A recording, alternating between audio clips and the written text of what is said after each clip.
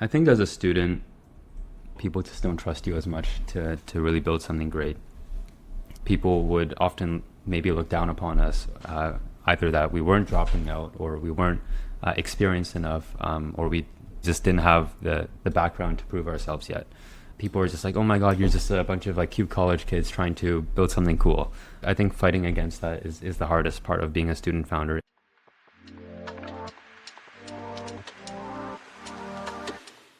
Hello and welcome back to another episode of Not a Minimum Viable podcast. Today we're joined by Ming, a University of Waterloo computer science student who co-founded Eclipse, a FinTech app that uses ML to help users maximize credit card rewards. While juggling prestigious internships at companies like AWS and the German Aerospace Center, Ming has built Eclipse from a student project into a real product with thousands of users, all while winning major hackathons and collecting academic honors along the way. Welcome to the podcast, Ming. Thank you for having me on.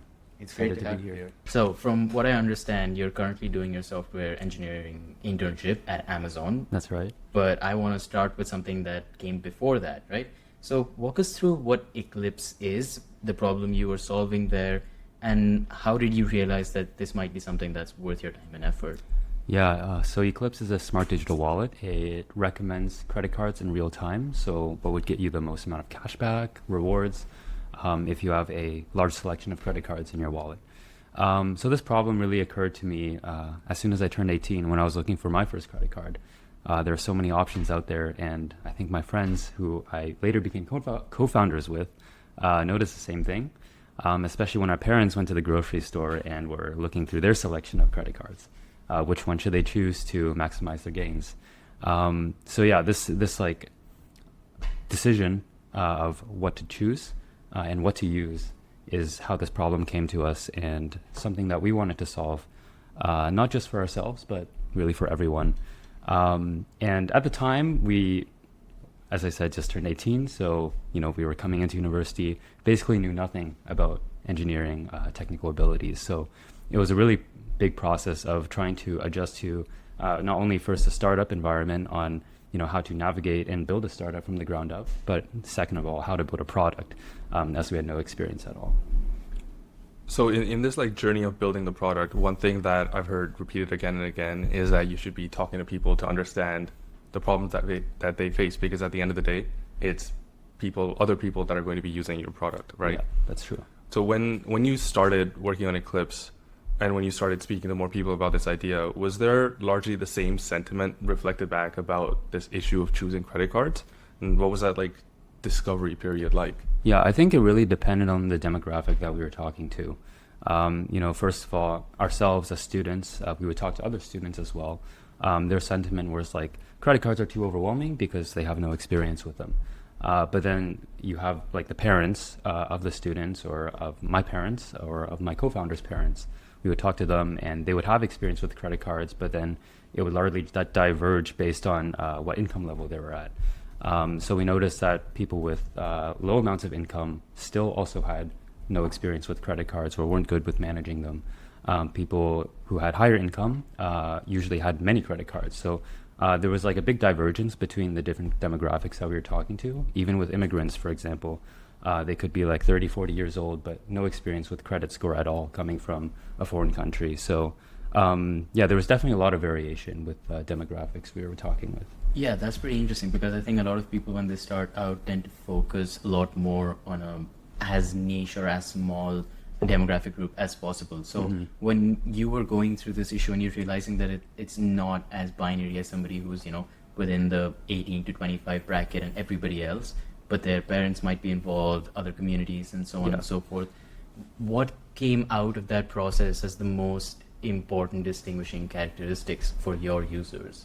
I think starting out, we were focusing on people that actually already had a lot of credit cards. And that sort of came as external research that we did, honestly, on Reddit. There's this great subreddit called r/churning, where there's 500,000 people discussing the latest trends in credit cards, how to use them, how to maximize them. And the general consensus of the demographic there was they're pretty high income earners. They tend to have a lot of credit cards, tend to be corporate individuals within 25 to 35 years old. And we noticed that those people showed a lot of interest already in this field. And we figured that they'd be the most interested And that especially came to us as we began talking to these people more. I went to a couple of networking events for startups, and I found that that demographic tended to be the demographic we were looking for as well. They tended to have many credit cards. So then we realized that this was a demographic we were looking for. No, it's pretty cool. So you bootstrapped Eclipse through Waterloo's enterprise co-op program. Is that correct? That's right. Yeah, it's pretty clever, right? Because you're essentially building your startup while essentially getting paid by Waterloo to start a company, paid in like the sense of credits, but like, you know, still compensation. How did you figure out that pathway existed in the first place? Yeah, so as I was applying to jobs, so for those of you that don't know, Waterloo has a pretty good co-op program where there's hundreds of jobs that you can just sift through. One of the opportunities stood out to me where it was called Enterprise Co-op. Just the title of that was just a lot different than everything else I was used to on there. And looking more into it, I find that it's a program that essentially allows you to gain co-op credit for building your own product or building your own company. And I was at the perfect time where I had just launched the beta of my app during my school years. And my friends and I decided that we would just go all in that summer to work on it. So it was a great opportunity for me to continue to pursue this project. That's pretty cool. And I'm also aware that a lot of universities, Waterloo included, have dedicated like accelerator or incubator programs within it. How did this being a course rather than you being part of an incubator sort of changed the way you approached the process of building the startup? So going into the enterprise co-op program, it allowed me to get a lot of workshops done at the start to learn about the process of building a company. What things you have to do to validate your idea, what things do you have to do to build your product, and how do you market it. And I think over anything, it just gave me the freedom to explore because it gave me a lot of time. And that's not something that you tend to get a lot in life once you get a bit older. The lack of time to take risks, to explore. And I think as a student, it's the perfect opportunity to do so because you have nothing to lose, right?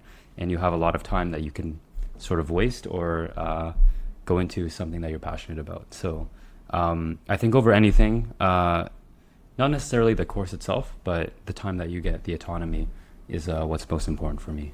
So you said that students have a lot more time as opposed to like people in other stages of their life, right? But you still have, say if you're involved with club activities or you have your course load, and depending on what you're striving for within that, there's certain different pressures or amount of work you have to put into it.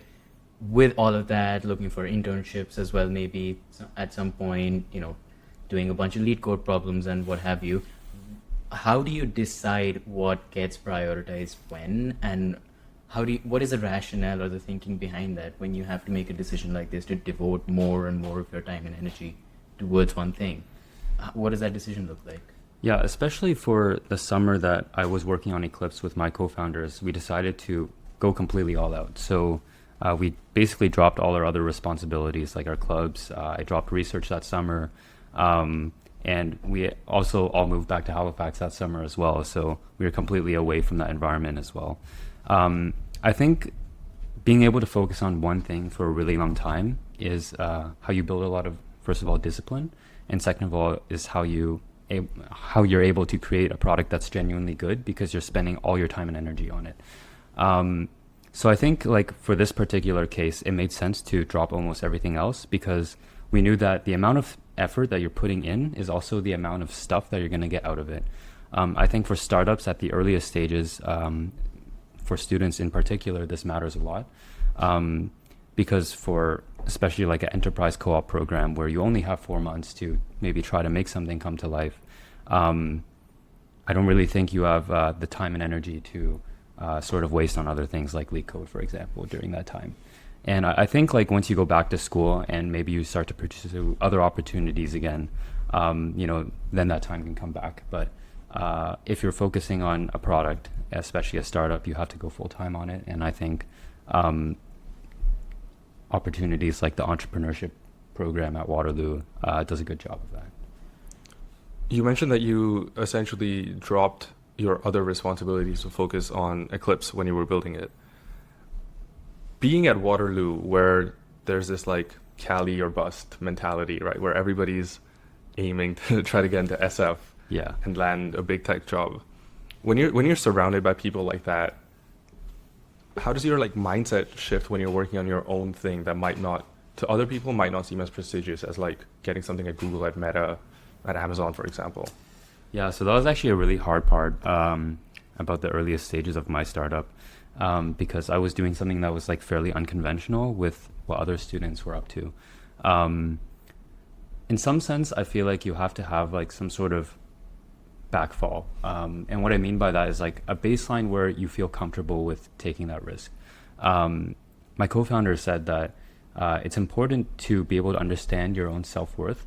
So like whether or not this succeeds or fails shouldn't matter, because you're good enough to still make that next step to go back into the rat race if you're comfortable with that, or continue on your own path and doing your own thing.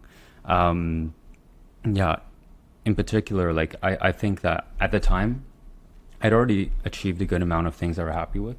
So in my first year, I landed an internship at the German Aerospace Center, and then I won several hackathons as well. And I think that baseline made me feel comfortable with like, it's okay. Like if I need to get back into it, I can. I have that option, and I feel confident enough that if I wanted to, I still could. So I think like whatever baseline you feel comfortable with is how you can take that leap forward. So I'm curious about this internship you mentioned. Was it something that you were interested in beforehand, or an opportunity just happened upon you? What kind of work were you doing there, and like what was the realization at the end of that period? Yeah, so at the German Aerospace Center, that was my first internship after my freshman year. So I actually got the opportunity to move to Germany and do that. And for the most part, it was working on scientific engineering, so building tools for thermal analysis. It was definitely like a cool experience, but more so for the fact that I got to live in Germany for that summer and travel around. I think the biggest takeaway is just seeing how different cultures perceive work. And definitely in Europe, that they care more about working to live rather than live to work. And I think living to work is something that we're more familiarized ourselves with in North America. We're spending all day at work, but over there, like they care more about vacation, they care more about traveling, and they care more about taking time off. And that's something that you get to see and appreciate, especially with different cultures. Like you can see why they're doing things the way they do. Mm-hmm. And every culture is doing something that way because it's right in some sense. Right. And you don't really get to appreciate that unless you live in that environment. So I think like over anything, like put aside the technical things that I learned at DLR, that was the most important thing, just like learning about the different cultures and why they do things the way they do. Interesting. Yeah, that's definitely interesting. I haven't thought of it that way yet. But I was a bit more interested in the technical side of things a little. When you're working on, you mentioned scientific computing, right? Yeah. How did that transition into this whole like deep dive you've done into the Apple ecosystem over the past couple of years? Like, you've won hackathons with Vision OS based projects. You've built mobile apps. The research you were doing was with Apple's MLX system. That's right. How does that transition take place? Honestly, I felt like my time at the German Aerospace Center was like very discrete from the rest of the work that I've done. My transition into mainly focusing on mobile apps and application development, largely with the Swift programming language, actually stemmed from Eclipse, because I spent basically all that time, even during my internship, building out Eclipse as well, where I got to focus a lot more time on mobile development as well. And I felt that I found a lot more enjoyment in that, rather than doing scientific computing. So because of that, I got the opportunity thereafter with the new skill set that I had to explore different avenues like Vision OS development. So I would say like that my time at the German Aerospace Center was, it was pretty discrete from the rest, pretty separate. But it was a good opportunity to learn about different fields of computing. So then where does the motivation come to move back away from mobile and to do what you're doing now at Amazon? What is that decision like? That's a good question. So prior to coming to Amazon, I was also doing another internship in Chicago where I was also working on app development still. I found a lot of enjoyment in that, mainly because I think you solve a lot of interesting problems in mobile development.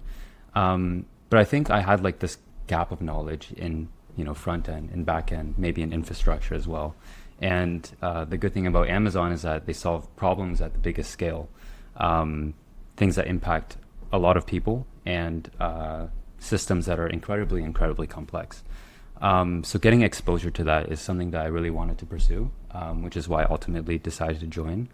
I think that as a student, one of the great things you have is the time and ability to learn new things. Especially internships give you that opportunity to do so. So yeah, I figured why not try something new? Why not explore? And I think whether I choose to go back into app development or not, it will be great exposure for me to understand like software development as a whole. Mm-hmm. So I guess working at Amazon and AWS, you've seen how massive corporations work from the inside, right?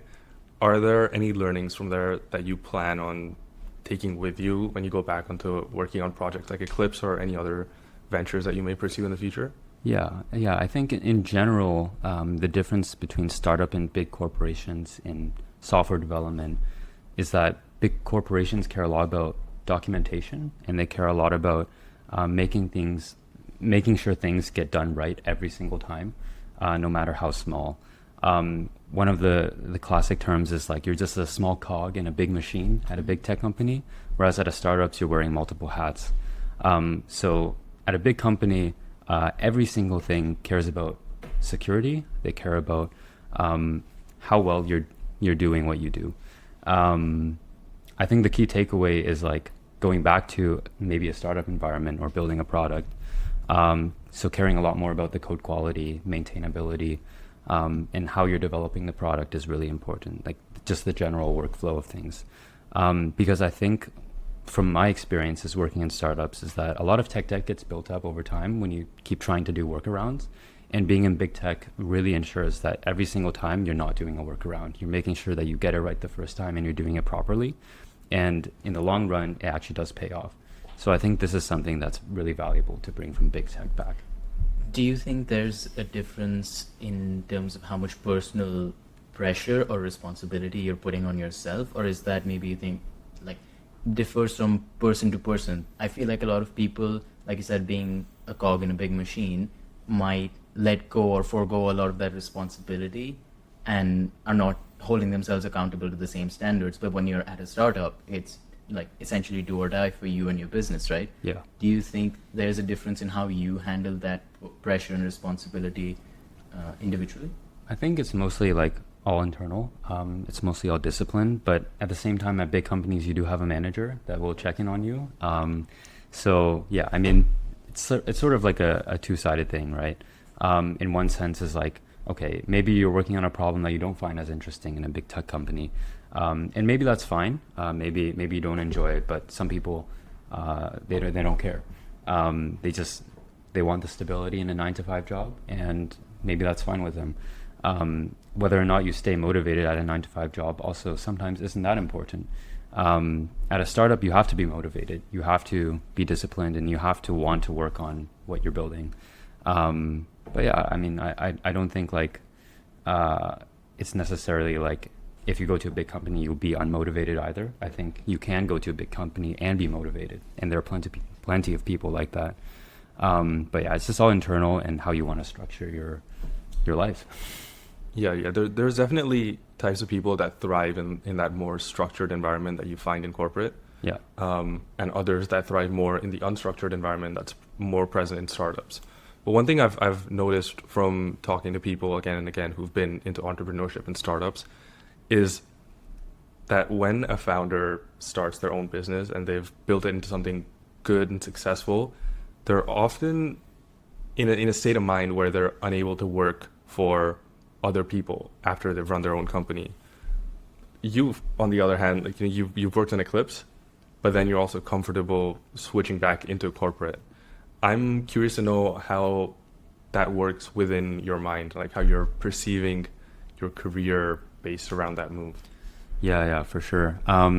So I think early on when I was just building Eclipse, I had a transition period where I was working at a startup, but still as an intern. And during that time, I got a lot of great mentorship. I would say like my growth as an engineer improved 10x over that period than it ever did before. And that was working with people and working under people as well. One thing I realized is that there's a lot of things I don't know, and you don't get to learn a lot of these things doing things yourself a lot of the times. It has to come from people with more experience, more tenure, and mentorship as well. And in big tech companies, there's more than enough engineers to learn from and learn under as well. So I think, like, especially right now, where I'm still very early in my career and I still have a lot of time and opportunities to explore in the future, I think learning is the most important thing I can do right now. And whether I choose to do that building my own product or getting mentorship from people, I think both are perfectly valid, and I'm glad I get to try both. So in that topic of finding mentors or finding a learning environment for yourself, right? A big part of that is the ecosystem that you place yourself in. But I'm curious, when you're building Eclipse, you're based out of Waterloo at that point, right? Or were you living here? I was actually in Halifax. Oh, you were still in right. So you went back to Halifax. But do you think, given the concentration of fintechs and startups in that space in, like, say, downtown Toronto, do you think there was anything lacking by not being in that ecosystem? Do you think you would have benefited from other resources or access to people you could talk to within the industry here? Or do you not think that's as much of a factor anymore, the proximity? That's a good question. And the reality is, like, I don't know, because I've only experienced one side of it, which was working out of Halifax, where there's, like, a very small startup ecosystem. I think over there, I got to do a lot of heads-on engineering. I got to work on the problem and work with an amazing team, but not necessarily have a lot of external help per se. I think the difference really comes in, like, San Francisco, where the general consensus is like, oh, if you go there and build a startup, there's a much higher chance you'll be successful. And why is that? I think it's probably because of the proximity of the network of people that you have there. But at the same time, like, I can't really attest to that myself, because I've never built in an ecosystem that diverse and that sophisticated and saturated as well. But I think the experience of building in a place that doesn't have too much startup and tech environment is that you get to explore on your own, and sometimes that's equally valid. You mentioned this idea of, like, network effect of sorts, right? Where being surrounded by people working in, like, the same industry, entrepreneurship, for example, or fintech, is beneficial. Given that you're in Waterloo, where everybody, tries to go towards SF all the time, what prevented you from trying to do the same thing, or has prevented you from trying to do the same thing? I think if the opportunity presented itself, I actually would have went to SF. But I think in general at Waterloo, the students are looking more for, like, internship or job opportunities in San Francisco.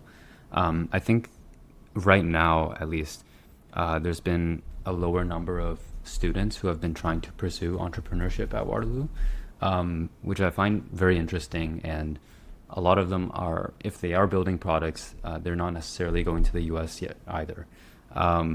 So yeah, I mean, being surrounded by people in Waterloo who are very motivated is a good thing, because it pushes me to also do better, whether it is the internship grind or whether it is the startup grind. But yeah, that's the consensus.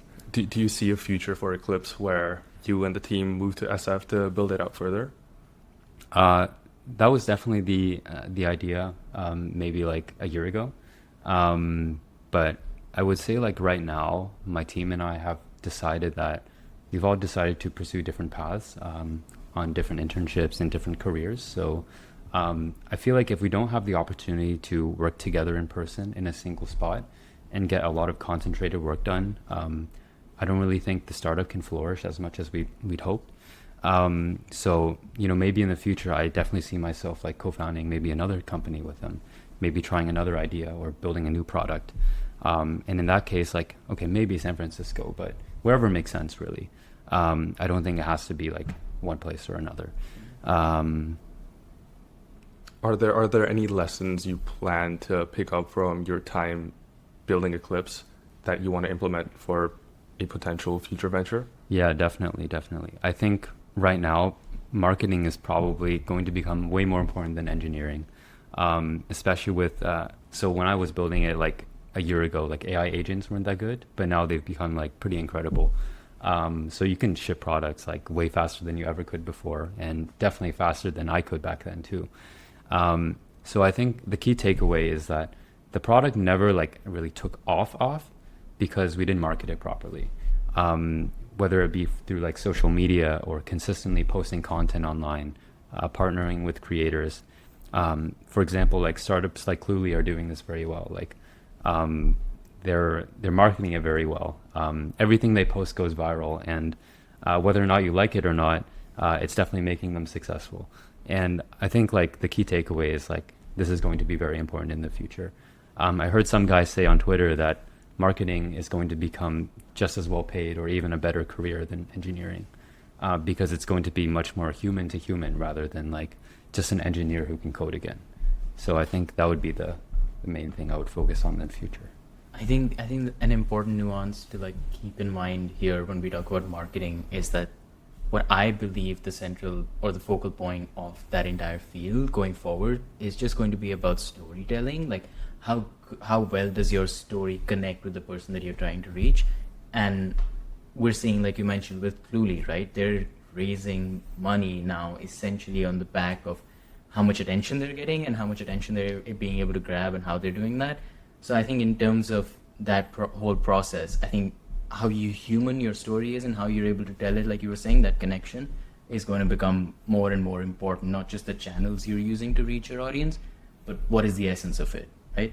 And so on that sort of similar note, like you were saying about maybe if the opportunity presents itself again in the future, would you consider going down the startup route again and leaving the corporate world for a while or potentially forever, however you see it? But what would it take to do that? Like, honestly, I think for me, it takes definitely the right people that I trust to be around. So definitely like my past co-founders that I worked alongside, they're amazing people that I can definitely see myself creating another product with.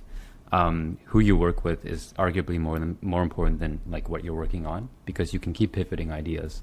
But another thing is like an idea that like I'm very convicted on, an idea that like we validated, or a problem space we find very interesting. mm-hmm. I think like those are the two key components for me to like really be driven to work on a product. Interesting. Yeah, there's this notion of having a better idea is something me and you have talked about a lot before. Yeah. On our team outings. So for those who don't know, me and Ming work on the same team at AWS. But that aside, I want to focus a bit more on this idea of this notion of your co-founders, right? You guys are from the same high school in Halifax, and you guys are close friends as well. I feel like that can be a tough dynamic to have in a startup, just trying to navigate building a business while working with close friends. Was there ever a point where you had to navigate the tension between friendship and business when resources and like career decisions were involved? Because you did mention, right, like you guys are doing separate things as well now. Yeah, I think like being close friends contrarily actually helped us a lot in terms of like how we were able to build things. These people are some of the smartest people that I know, but at the same time, because we're such close friends, we're able to be pretty vulnerable with each other and be very honest. So if they tell me I'm doing a bad job, they can just straight up tell me I'm doing a shit job. And that's completely okay because we're all friends and we all understand that. So I think like for some people it works, for some people it didn't. I got really lucky in this case where my particular friend group where we were able to be honest with each other. And I think like because we were friends, we also wanted to be understanding. So if they wanted to go on their own paths, then like so be it. It's okay. I think like other people may not think the same way, but at the time it depended on how much traction we had. We didn't have enough traction at the time to really be like very convicted that okay, we want to do this forever together. But maybe if an opportunity in the future presents itself, it might make sense too.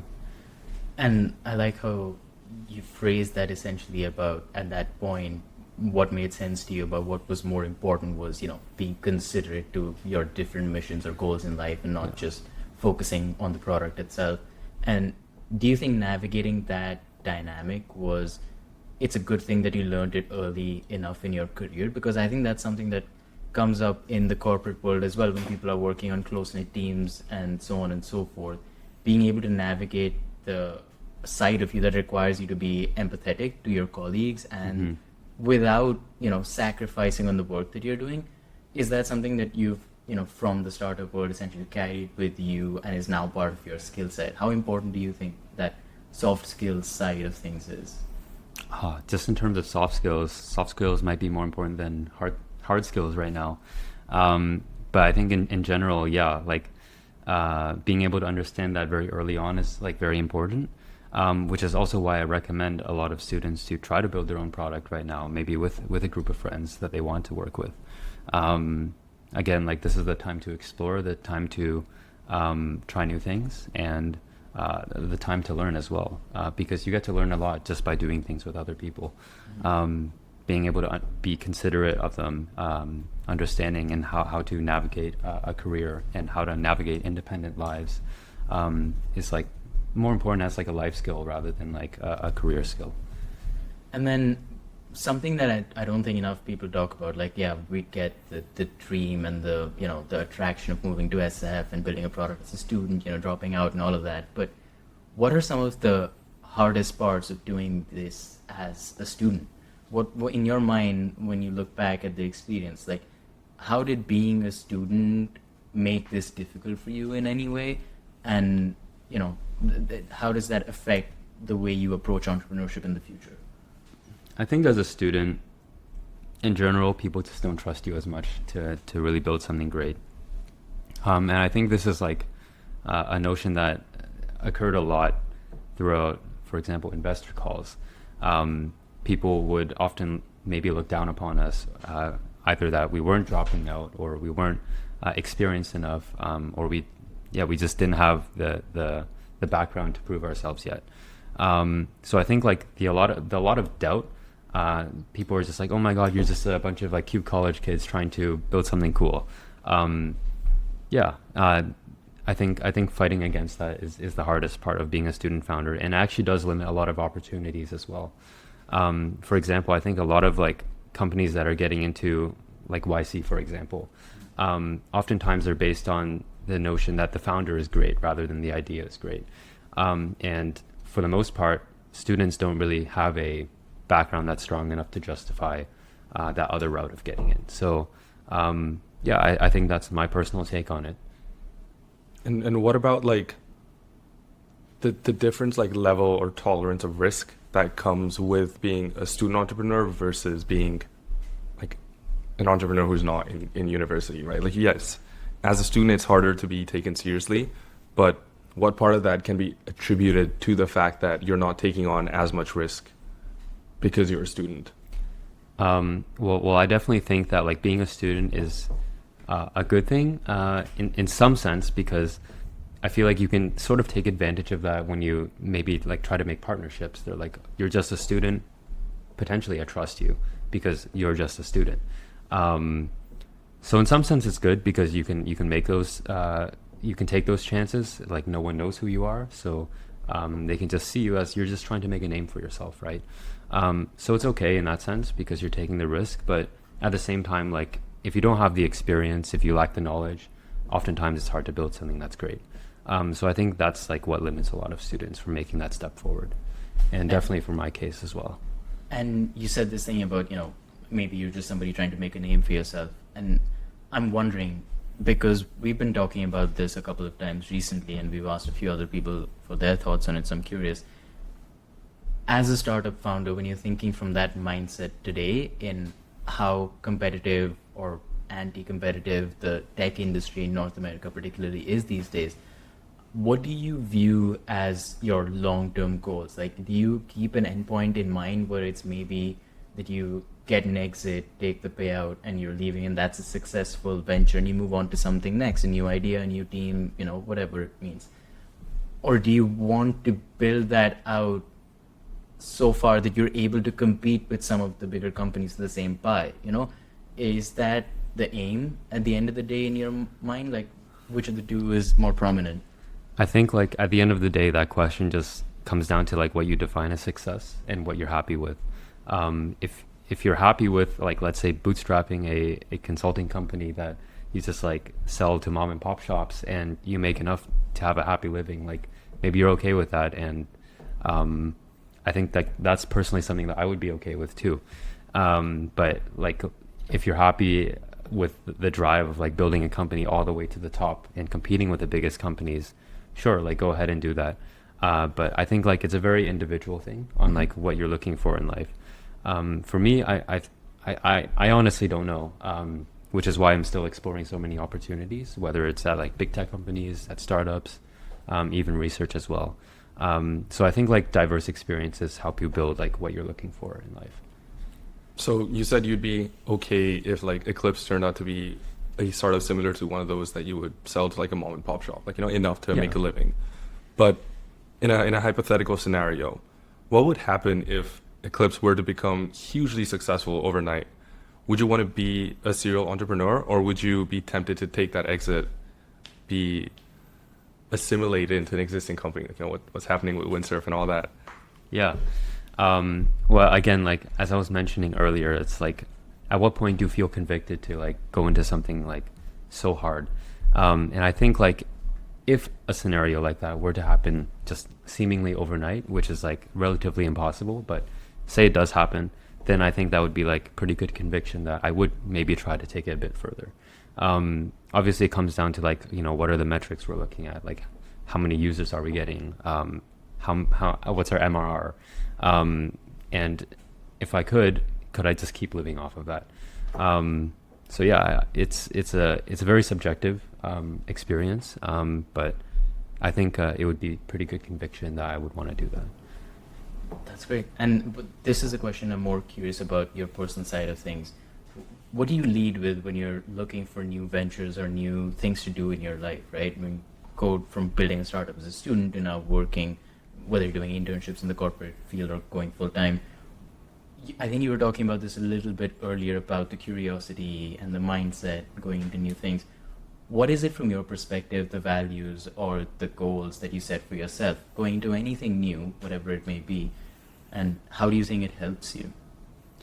Yeah, I as I mentioned before, like I think really just within like the short time frame that I have right now as a student, and maybe like early in my career, I'm just looking for things that I can learn the most in. So experiences that maybe I've never done before, experiences that I think I can gain a lot doing. And I think that this was advice that I got a lot from my dad. He said that one of the things that you have to do is be able to invest in yourself. And investing in yourself is like learning new skills. And that's really how you become wealthy if you want to go the corporate path. And to invest in yourself, learning new things is a great opportunity to do so. So right now, in terms of like the values that I'm looking for, is like really how much opportunity is there for me to grow in a field. And if a new job aligns or a new opportunity presents itself where I get to have that experience, then it's something that I'll definitely take. For example, the past internships that I've had have all been in different countries. And that's been an opportunity for me to grow like on the non-technical side, where I get to experience different countries. I get to experience different cultures and working with different kinds of people and different industries as well. So I've worked in research, crypto, machine learning, and now AWS.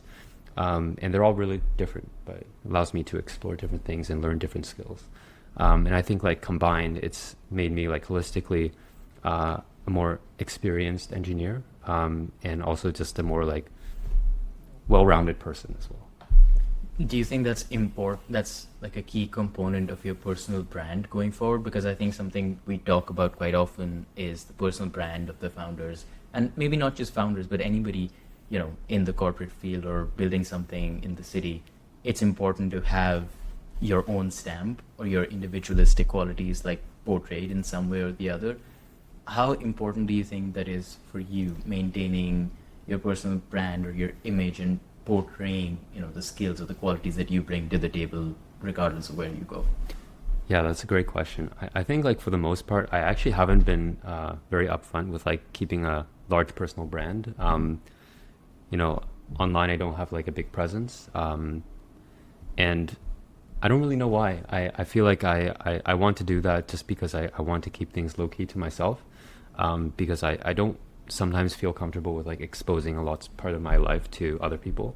And I think by keeping a personal brand, sometimes you have to do that. You have to be like vulnerable online. You have to be able to share aspects of your life that maybe you don't want other people to know. Obviously, you can control how much you share, but on my side, I like to keep things like a little bit less verbose.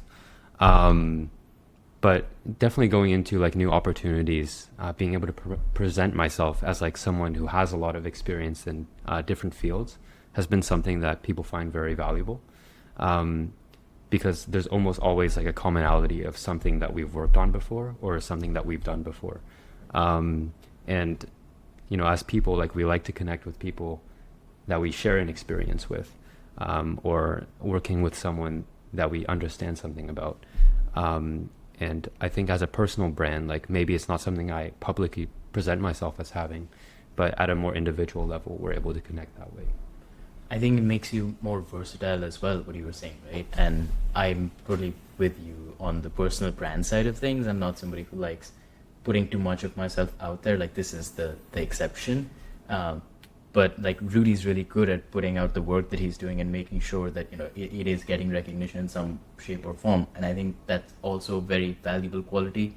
Yeah. I think it just depends on which side of the line you fall on sometimes, or what your goal is. Because if you're trying to build out a small business by yourself and you're trying to put that out there, you kind of have to force yourself to be vulnerable and do that thing, right? You can't stand behind the fear of that. Yeah. But speaking of things on the personal side a little bit, this is a segment we like to do with all of our guests, where we try to get to know you a bit more outside of the work that you do. And we incorrectly named these rapid fire questions. They are very much not, so think about them. We'll edit them so that it looks like you did not have to think about them at all. But I'll kick us off here with, what is your go-to comfort meal after a long workday? Sushi. Sushi. Any particular kind? I don't know how sushi works. Or a sushi joint in Toronto that you like? Sushi joint in Toronto. Well, half the time I would go to Kaka. Okay. It's all-you-can-eat sushi. Yeah, I grew up eating it a lot with my friends, and you know, coming to a new city, I'm always looking for the best all-you-can-eat sushi. So that's one of my favorites. Fair enough. Would you rather spend a day at a cabin in the woods coding by yourself, or at pick up football or soccer for the uninitiated in the woods as well? In the woods. So yeah, in either case, it's in the wood. It's in the woods. That's the given. Pick up soccer in the woods. Oh, okay. Yeah. Are you a soccer fan? Do you watch football? I do. Yeah, I play a lot. Do you have a team? This might be a contentious question to ask, but do you have a team you support? Real Madrid. Oh, okay. Interesting. Thank God it's not Arsenal. Yeah, well, I'm not going to reveal my allegiances here regardless, but we can move forward. What is the most random thing that you've ever built just for fun? The most random thing I've ever built. I do need to think about this. Yeah, So, think about it. do it I'll time. chop it up. Nobody will ever know. Most random thing I've ever built. We're gonna keep the silence, by the way. Like, Well, I didn't build this by myself. I only helped very briefly with it, with setting it up. But my girlfriend's brother was building a drivable couch, and yeah, I helped a little bit with that, with setting it up. So I was not expecting that at all. If you could have dinner with anybody, dead or alive, one-on-one, who would it be? dead or alive. Okay, this might be weird, but I think I would say my dad. I think there's a lot that I still want to know from him, that I haven't been able to get. So learning more about dad lore would be cool. That's a great answer. What is your guilty pleasure tech gadget or tool that you just can't live without? Tech gadget or tool. I actually, hot take, I actually don't use many tech gadgets at all. I actually just use a laptop and a monitor. So in terms of like actual technical things, when I'm coding, I use Vim. So that's something that I've fell into the trap of using. And I don't think I can work without it anymore. Okay, that's probably the most technical answer anybody's ever given. It's a good answer. On a similar note, what's one app or tool that you think is totally underrated that more people should be using? Don't say Vim, please. I won't say Vim. Okay, thank you. You know, for me, I think one thing that's very underrated is just using the default Notes app by Apple. Just jotting down very quick things about what to remember and what to do. Yeah, it's a great way to get things done very fast. I think the Notes app is like a great graveyard for not just inane things, but also like epiphanies also. Because I read like a piece on Substack today where somebody had collected a bunch of unsent notes from people's notes apps on their phones, and that person made like a literary piece out of it. It was quite something, but incredible. Okay, if you could instantly master one skill overnight, what would it be? I would say learning every language in the world. Being able to connect with any person in the world, I feel like would give a lot of invaluable information and perspectives. And the opportunity to work alongside or just meet any single person and talk to them, I think that would be amazing. I think we've had this answer a fair bit recently. Like, connection is a big theme, I think. Yeah, definitely. If you could go back and give advice to yourself when you were just starting out in tech, what would you say?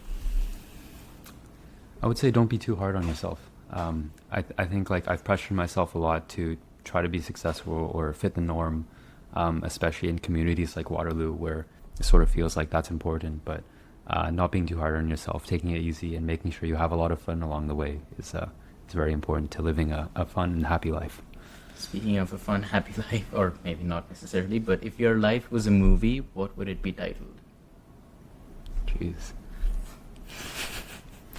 I don't know. The Comeback. Okay. That's a great answer. Okay, last question. Probably the most important one out of all the rapid fire questions we have. Okay. Cats or dogs? Cats. Ooh, Cats. I'm having flashbacks to the last episode, the last time we asked somebody this. It was funny, and if you want to know why it was funny, you can go listen on Spotify or YouTube. Someday Apple Podcast. And with that, we come to the conclusion of this episode. Thank you for coming on. Before we end, do you have any advice or words of wisdom for anybody listening? And you can drop those straight into the camera now that they're watching. Oh yeah, eye contact and everything. And you guys will cut it out before I say it? No. No. Go for it. Totally not. Build some cool shit. Okay. You know, that's pretty good. Yeah, it's pretty good. Cool. Thank you for coming on. Thank you. And thank you for listening. Like and subscribe and comment.